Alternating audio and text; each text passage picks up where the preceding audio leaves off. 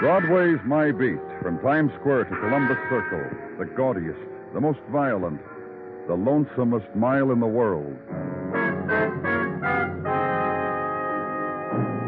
Broadway's My Beat, with Larry Thor as Detective Danny Clover.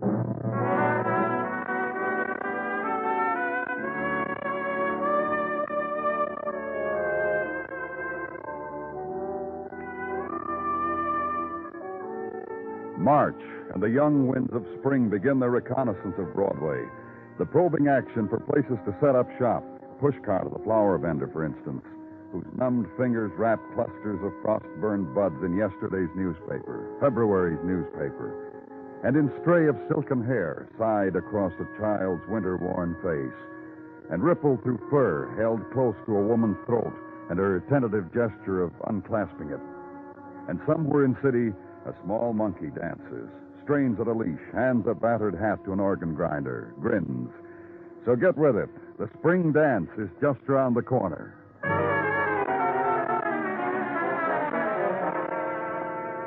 Early afternoon of March, and corridor of a rooming house where winter holds. And to a room, and a man staring into wall, hands clenched white on a rocking chair. Man in year-long winter room, rocking, staring, silent. And the detective who speaks for him. Just like that, Danny. The man hasn't stopped. I've been here 20 minutes now, and he hasn't stopped. I try to get through to him. Nothing. He just rocks. I've been told it's all night now and this morning. Who told you, Danson? Landlady. Driving her out of her mind the way he is. The creak the rocker makes through her sleep. She called in, said, get him out of here. I'm going out of my mind, she said. Who is he? She said he was Harry Carson. Rented this room for years. Never had trouble before with him, she said. A sick man. A lost man. That's big trouble, huh, Danny? Mr. Carson, what is it? What's wrong? Mr. Carson? Me too. I tried the magic words. Mr. Carson don't care. Mr. Carson don't talk. This he had, though. This 38 caliber revolver that was shoved in his belt. He didn't bat an eye when I reached over and took it away from him. Here, take a look. Have a smell. It's been fired. It's been fired. Found a couple other things while me and Mr. Carson tried to chat. Didn't have what else to do. You found what? Not much. A couple of snapshots. This one of Mr. Carson with a kid, the boy. Look, Western-type scenery in the background. The fence there leaning against, like from a ranch. Carson looks younger, happier, huh, Danny? And the other one you got? Another pose of Carson, older. This time with his arm around a young fella. Happens I know this young fella, Danny. You got around. Yeah, I do. About a year ago, ran into this young fellow in the courts a couple of times. Eager lawyer type. Robert, call me Bob fella, Carson. Eager, bright boy. Caught the eyes of corporation fellas, I hear. Boy on his way up. And this man? Harry Carson. Mr. Carson, you want to tell us what... about the gun? About the boy? Better get into it, Doctor. Yeah. It'll be something I can do for him. And whir of street noise from outside and 2 stories below intrudes into the room and finds a place in the scatter and clutter of small despairs.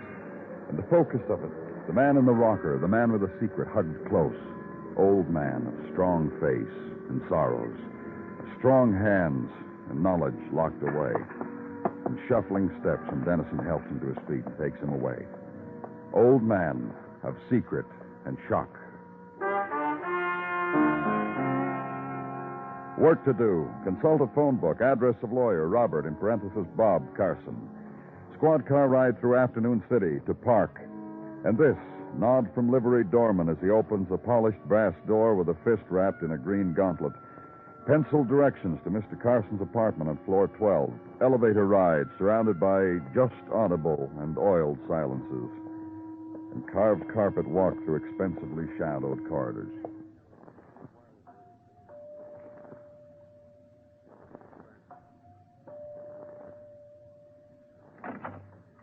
Yes? Mr. Carson? Yes. The desk phoned and said a Mr. Clover, a police officer, was on his way up. That's right. Please come in. I'll take your coat. Oh, that's all right. I'll just be a minute. If my wife were here, she'd fix us up something. She's kind of a It's wizard. about Harry Carson. About my father? We found him in his room, Mr. Carson. He'd been sitting for a day or so. My father? He had a gun tucked in his belt. It had been fired. He refuses to talk about it. What's the matter with him? He gone crazy or something? Senile or something? Let me ask you a question, Mr. Carson. Where is he now? It's under medical care. Police physician? Listen, I'll get him all the care. That has to do with the question. How come your father lives in such a squalid room and you... And I'm a real terrible son, huh? Big man on his way up and don't appreciate dear old Dad. Forgot all about the sacrifices of the parents. That dribble. That's the answer? I take care of my father, Mr. Clover. I send him $150 a week each week of the year. He does with it what he likes. The fact that he doesn't live here with us is testimony to my wife's good judgment. The in-law problem. Don't let it start and it won't happen. A gun stuck in his belt? What for? Do you know? Figure an old man. How do I know? You at police hospital? That's right. You going back that way? I'll leave my wife a note. You can give me a lift.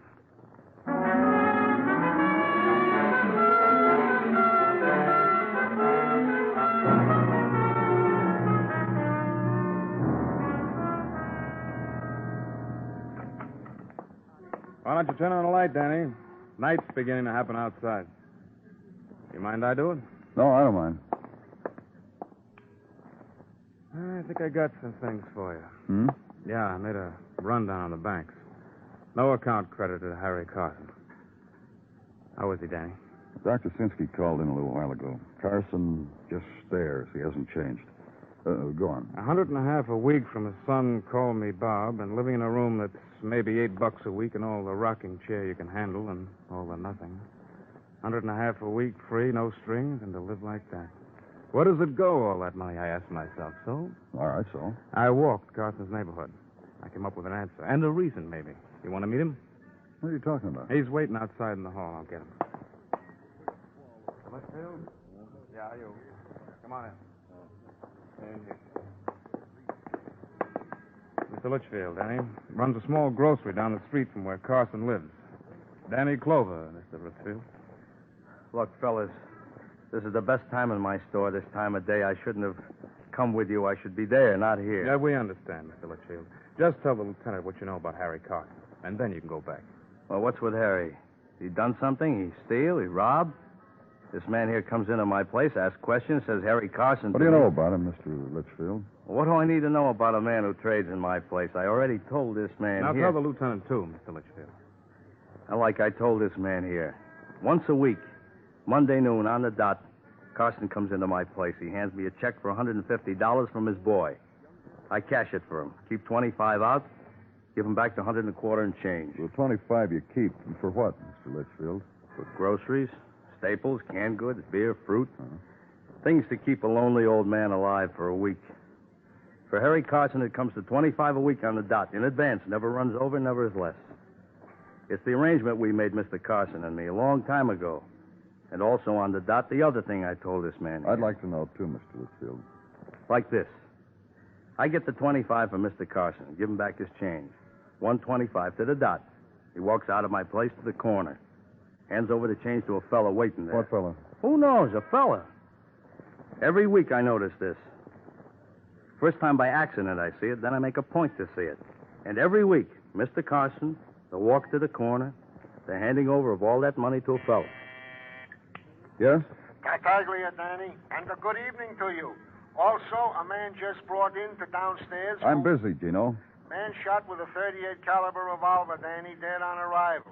In a vacant lot a block away from the rooming house of Harry Carson, behind a billboard.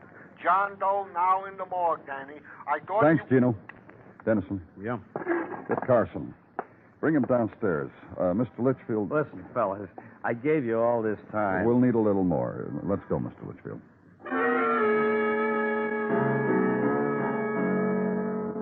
Downstairs now to the realm of the echo. Corridor that sweats tears. Follow blue arrow painted on floor and turn right. Avenue to the morgue. And the man beside you, grocer, suddenly turned chain smoker. Wait with him briefly. For the other footsteps, the other men. Detective Dennison, the man he leads. This way, Mr. Carson. Okay, Danny. Hello, Mr. Carson. said anything to anybody yet? Nope, not a word. Not even to his son. Let's go in.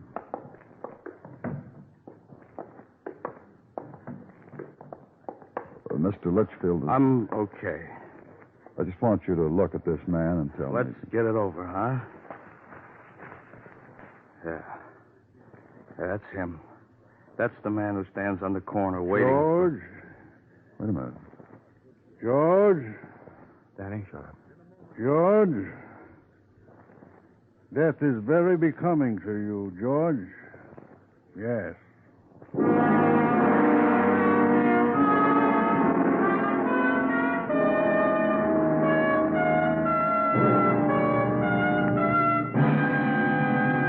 You are listening to Broadway's My Beat, written by Morton Fine and David Friedkin, and starring Larry Thor as Detective Danny Clover.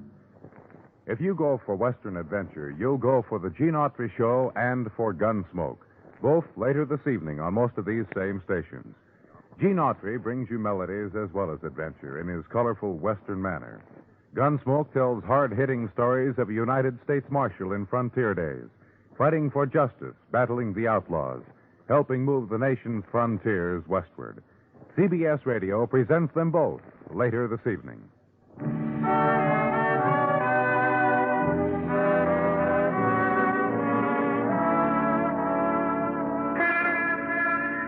When the enormous night finds Broadway and takes it over, the sound is a thing compounded of machine and hiss and the gaudy laugh, and in between, the clack of footsteps, dark whispers, and the silent screams a heart makes. And when the month is March and the rains of beginning spring fall softly, night is partitioned, crowd huddled tightly behind this facade or that, in this doorway, behind that window. So make a phone call, find a friend. The crowd is lonely. And above it, opposite headquarters, night through tracery of rain on window pane, night caught in droplets of color that slip over glass and coalesce. Watch it, be lulled by it. And the explosion is named Sergeant Gino Tartaglia. I warn you, Danny, never marry a Rigolini. What? Mrs. Tartaglia, a Rigolini by birth, and ask me about What's them. the matter, Gino? An argument with Mrs. T? Children of the soil, that's all they are. The whole family. Comes March and rain. Go buy seeds for the flower box. This hour, I got to stop and find a place that sells seeds. Gino. Every year she plants. With hand, hoe, and trowel, nothing ever grows. Each year in June, I got to sneak marigolds into the flower box to make her think she's a green thumb like the rest of the Rigolini. You got something for me, Gino? Yeah. Don't marry... Besides that. Oh. Medical report on the deceased identified as George Harvey. Dead on arrival approximately 36 hours. Go on. He lived in a nicely furnished apartment on West 38th, but he is from Allen Springs originally. Where? This is a surmise we must make. Allen Springs? The one in Churchill County, Nevada, not the Allen Springs near Allentown. Oh. Go on, Gino. Newspapers in his room, the local Gazette. A bill of sale from a piece of property there, sold last year. Also, various knickknacks as befits the room of those west of the Great Divide. Okay. Also, initial questioning of his apartment manager revealed that his checking-in card said Allen Springs. Also, that he has lived at this address for the last year. Willy-nilly. Willy-nilly? Comes and goes. No set schedule. No visible means of support, and that's all I got for you, Danny. Thank you, Gino. Go buy seeds.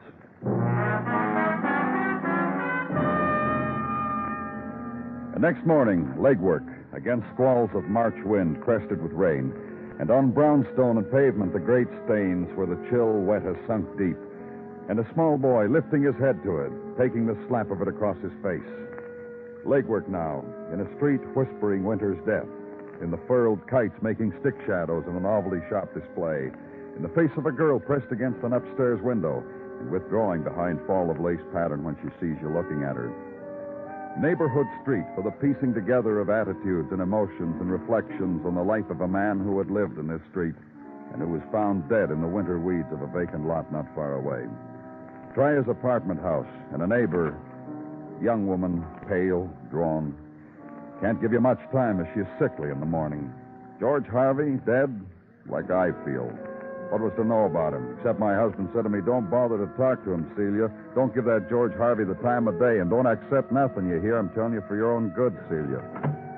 And other neighbors, just because they happen to live in the same place with a man now dead, just put in your little book, no comment, mister. No comment, period.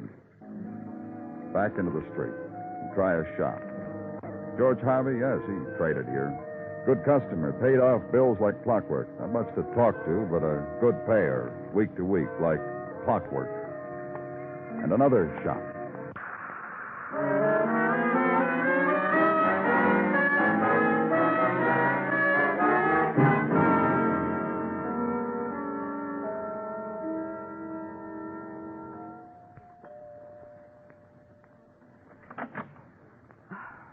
Hello? Hello, is Mr. Carson in? He's in court today. Sorry. Just a minute. You'll have to see Mr. Carson. I'm from the police, Danny Clover. The gentleman who was here talking to Bob yesterday. That's right. Bob wouldn't want me to send you away, now would he? Come in. Thanks. I can phone Bob. Try to, anyhow.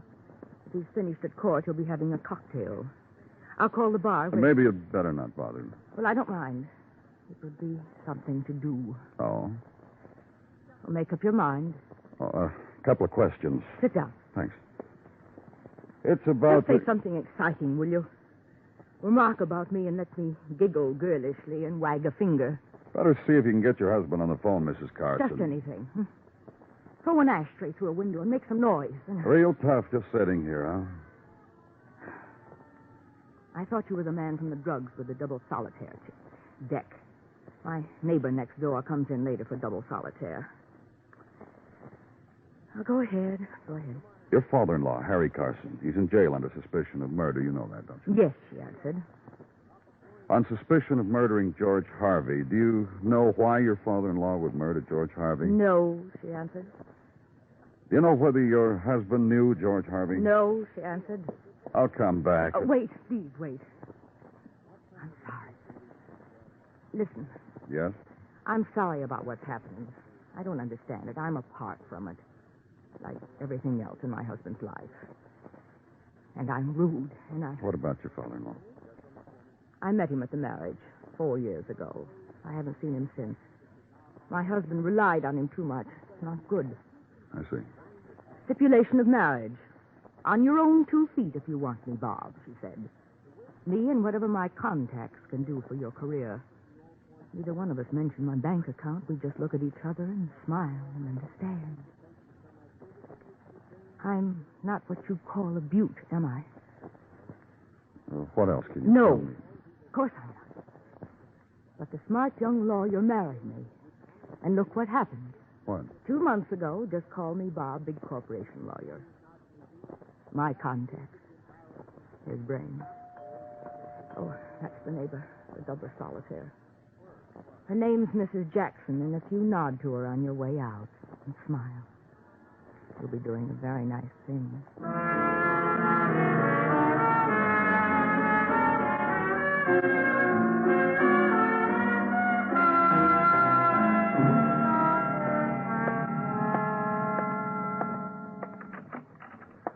Oh, come on in, Danny. It's your office. Share it with me. Thanks. You mind? Oh, not a bit. Here, sit down. No. Teletype came in about half hour ago from Nevada State Police. Oh? The fingerprint code we put on the wires yesterday, Harry Carson's, the man with shocks. They got a set in Nevada that matches Carson's to the wall. Carson got a record? I'd call it a record. Look, Easy, boy. Easy, Danny. It's a long, hard life. Yeah, court record. Nevada briefed it for us in the teletype. 1932, 21 years ago, a man, Harry Carson, was acquitted of the sudden death of his wife, Lola Carson. go on. Seems he was cleaning a pistol. Out west, they do that a lot. Harry Carson was cleaning this pistol, and his wife walked in, and it went off, and she dropped down dead. Their kid, Robert, was there, saw it all. And the peers of Allen Springs, Nevada, pronounced Harry not guilty. 21 years ago, way out west. Allen Springs. Mm-hmm. Same place George Harvey found dead in a vacant lot got hometown gazettes from. Same man, this George Harvey, who got a payoff of 125 smackers a week. Just for standing on the street corner every Monday around noon. Dennison... Yeah, I'll get him. Meet you in the interrogation room in about an hour.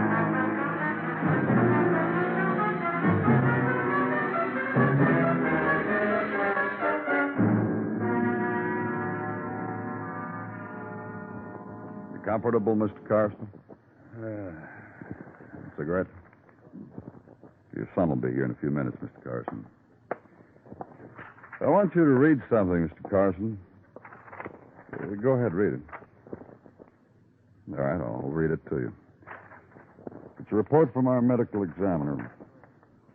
Patient exhibits no discernible organic disturbances.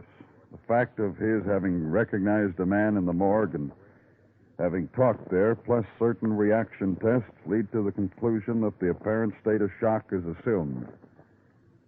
You know what that means, Mr. Carson? It means you're bluffing. Right in here, Bob. Hi, Danny. Fine. How you feeling, Bob? I'll have you out of here tomorrow. I was just reading Dr. Sinsky's report to your father. There's nothing wrong with it. Look, what do you fellas want me to do? I've got a wife waiting for me. She tell you to bring back a couple of decks of cards? Hey, now. That pose was in the Sunday supplement, Bob. Very good. Very, very good. Listen, I'm a busy man. I'm a Yeah, man big corporation lawyer. We know. Real proud of your son, aren't you, Mr. Carson? Let's take a word like motive and toy with it for a while, huh? Motive for what? The murder of George Harvey. George Harvey. Now, who is Your George? dad's buddy. He used to give him $125 a week. That's the basis of friendship, if I ever heard one. You remember George Harvey, don't you, Bob? Sure he does, Danny. After all, how big is Allen Springs, Nevada? Everybody knows everybody. Roping, steering, chivalries. Those people are folk out there. Everybody knows everybody. Oh, look, Danny, his eyes just lit up. He just said to himself, oh, that George Harvey. You boys got a formal charge to bring against my father. Now, you just try that, and I'll take it from... Hello there, Mr. Carson. Glad you're having fun. Pop, shut up. Now we can clear it all up, Mr. Carson. We can do what your son said, bring formal charges against you. How you been, son? Just don't say anything, Pop. I asked you how you been. Now, don't be stupid. You're doing fine. You going to fix it, son? As long as you two men are talking, one of you can tell me who killed George Harvey. Don't be coy. Just one of you raise your hand. Son, I want to tell you something. Son, What? I'm tired. Said he's tired, Bob. Let's see what he could be tired about.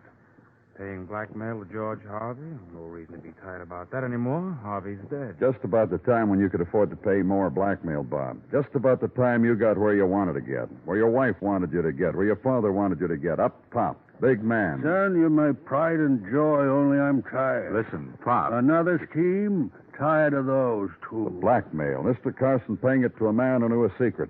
The blackmail ante went up. The man who knew a secret is dead. Son, you ought to have a good answer for that. You got a good education. I sure saw you got one. These guys have got nothing, Pop. My educated son says you fellas have got nothing. Then let me just fumble around for a moment, huh? About the secret. About your wife, Mr. Carson. Tell you men something. Go ahead. Silence is a wonderful thing. All this time I've been keeping quiet. All this time I've been faking. Did a lot of good. Most of the time I was left alone. Most of the time I've been thinking. About your wife, Mr. Carson? How she died? How she was killed? All sorts of things a man thinks about, especially at my age. Man takes time to think. He can arrange things orderly. Which one of you killed George Harvey? How's it going to sound coming out legal talk, son? You don't know what you're doing. No, I wouldn't say that. All these years, I guess I knew what I was doing, too. Seeing you got along covering for you, like I figured a dad should do for a son, especially if he's a bright kid like you. Tell him, son, for the love of heaven, be a man for once. Tell him you killed George Harvey. Crazy. How you got me to cover again, convinced me you'd work it all out. Crazy old man. Maybe I am. When a man's got a 12-year-old boy who shoots his mother, He figures it's just a boy in a terrible accident. He tells himself that, and he believes it, and he tries to cover. It's out of his mind, you can see that. Then George comes along, a fellow who knew what happened 21 years ago, found a way to get some money on account of my son was getting important. Well, I'm tired. Get a stenographer, Dennison. Yeah. We'll want to get this all in writing, Mr. Carson. Sure. You wrecked it, didn't you, Pop? I didn't mean to do it honest, Papa. Here, you take the gun. You make it all right.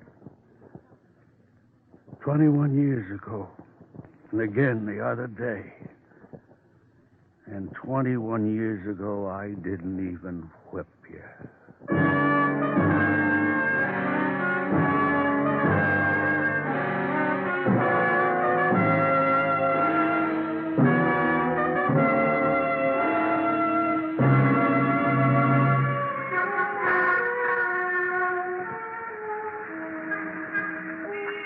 Broadway's almost empty now, except for those who never quit.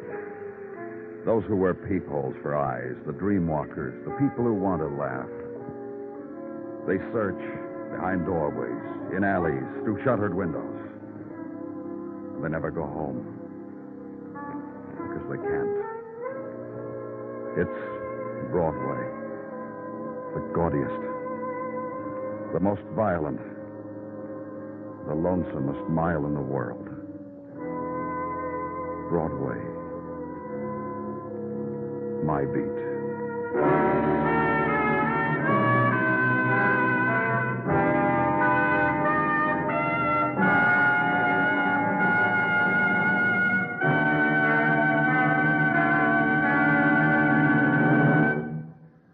Broadway's My Beat stars Larry Thor as Detective Danny Clover, with Charles Calvert as Tartaglia and Jack Crucian as Muggavan.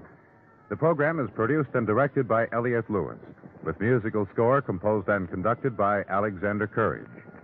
In tonight's story, Herb Butterfield was heard as Harry and Whitfield Connor as Robert Carson.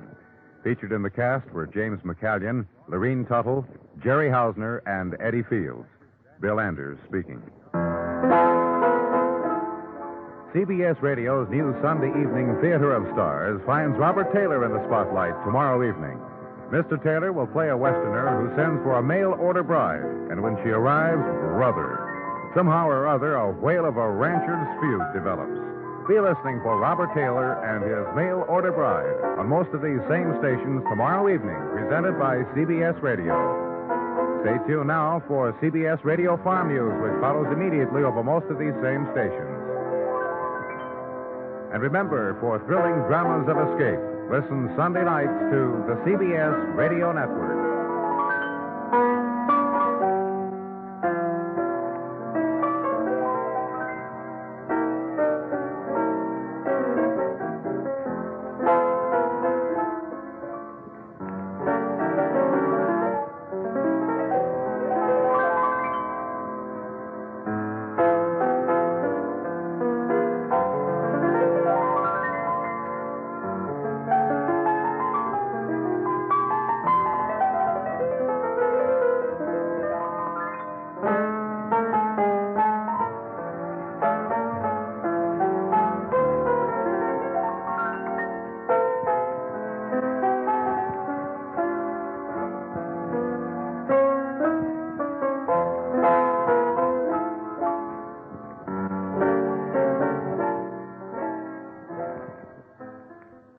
When you need mealtime inspiration, it's worth shopping Kroger, where you'll find over 30,000 mouth-watering choices that excite your inner foodie. And no matter what tasty choice you make, you'll enjoy our everyday low prices, plus extra ways to save, like digital coupons worth over $600 each week. You can also save up to $1 off per gallon at the pump with fuel points. More savings and more inspiring flavors make shopping Kroger worth it every time. Kroger, fresh for everyone. Fuel restrictions apply. When you need mealtime inspiration, it's worth shopping Kroger, where you'll find over 30,000 mouth-watering choices that excite your inner foodie. And no matter what tasty choice you make, you'll enjoy our everyday low prices, plus extra ways to save, like digital coupons worth over $600 each week. You can also save up to $1 off per gallon at the pump with fuel points. More savings and more inspiring flavors make shopping Kroger worth it every time. Kroger, fresh for everyone. Fuel restrictions apply.